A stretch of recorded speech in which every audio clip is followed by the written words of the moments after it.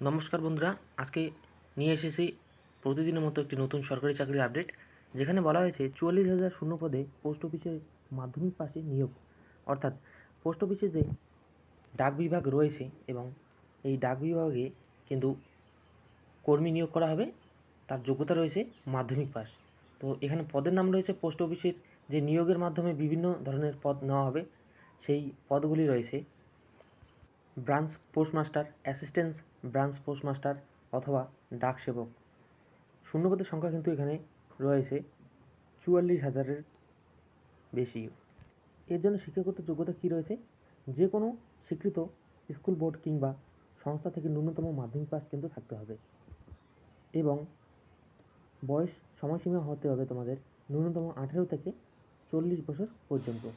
তো যারা 40 বছর পার হয়ে গেছে তারা কিন্তু এখানে আবেদন জানাতে পারবে না, এবং যারা 17 বছর রয়েছে তারাও কিন্তু আবেদন জানাতে পারবে না।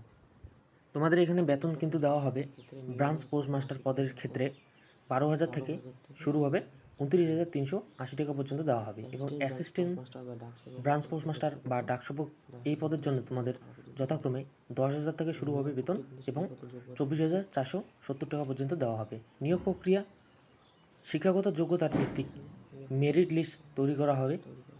তো তোমাদের কিন্তু এখানে যে মাধ্যমিকের নাম্বার রয়েছে সেই নাম্বার অনুযায়ী কিন্তু এখানে মেরিট লিস্ট করা হবে। তোমাদের কিন্তু কোনো রকম পরীক্ষা এখানে নেওয়া হবে না, এবং এর আবেদন পদ্ধতি কিন্তু সম্পূর্ণ তোমাদের রয়েছে অনলাইন মোডে।